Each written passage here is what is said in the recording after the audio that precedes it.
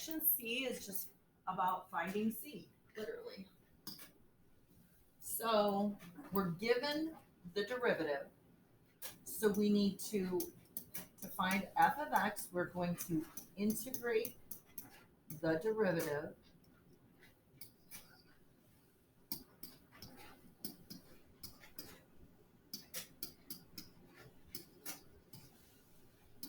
So the antiderivative, x to the fourth, add 1 and divide. Add 1 and divide. Add in your x, because that's 1 degree higher, plus c. So this is our f of x.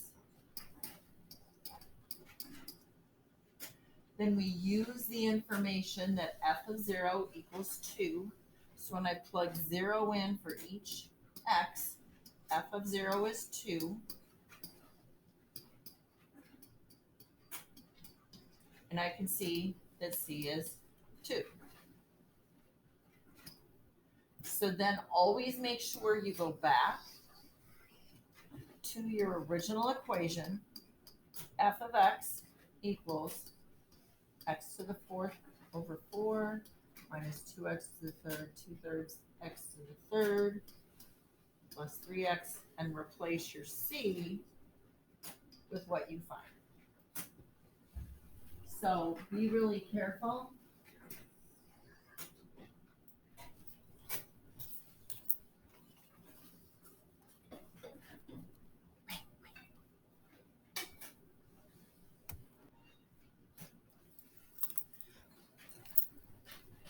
Okay, so be careful though. Watch what I'm gonna. It's not just be when you plug in 0. It's not always 0. So be careful about that. You'll see what I'm saying here. All right. So finding our f of x by integrating f prime of x.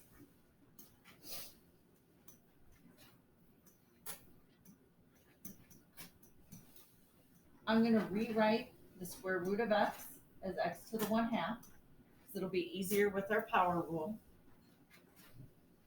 All right, so antiderivative of 2 sine x negative 2 cosine x minus add 1 3/2 divide by 3/2 multiply by 2/3. Multiply by the reciprocal. Don't forget your f of x like I always have been doing here. Okay, so now when we replace f of 0 with 4, I'm going to actually plug in my zeros. Because what is cosine of 0? Think about the cosine curve. Cosine of 0 is 1. So 2 times 1. And so when you solve for c, they're always going to try and get you on this because cosine of 0 is not 0. It's 1. All right. So then come back to your original equation.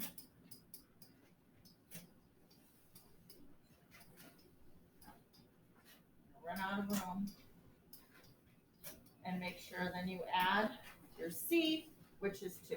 Oh. There. Okay. Now, notice we're starting with the second derivative. So if I integrate the second derivative, that gives me the first derivative. You're going backwards. So if we have f to f prime to f double prime, when you go backwards, you're just backing up one step at a time. All right. So first we're going to find f prime by integrating f double prime. And I'm going to mark f prime every single time so you don't get confused. I think it's important for you to do the same. All right, so when we add 1 and divide, 12 divided by 3 is just 4.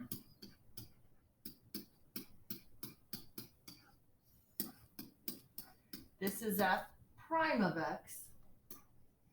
So I'm going to use the point using f prime.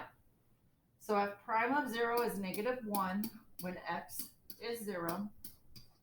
So c is negative 1. So that means my derivative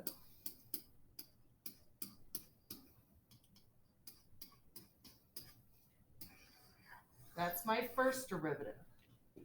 Then I can integrate my first derivative, and that's going to be f of x. So it's a two-step process.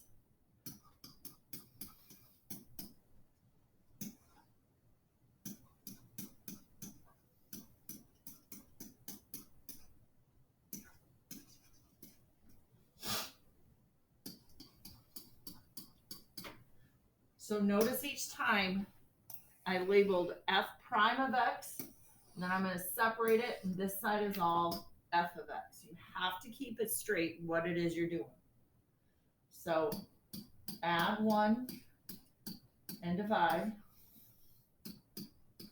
Add 1 and divide. So let's write this a little bit more succinctly.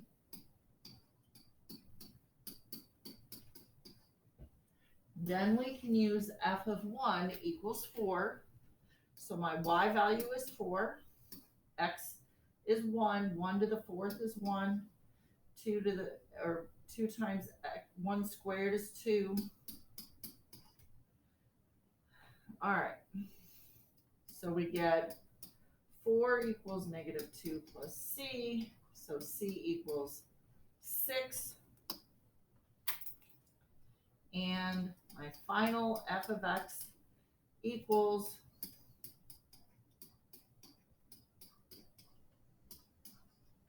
final answer. So just really a lot of algebraic type things. Just be very careful. It's easy to make little mistakes. That's it.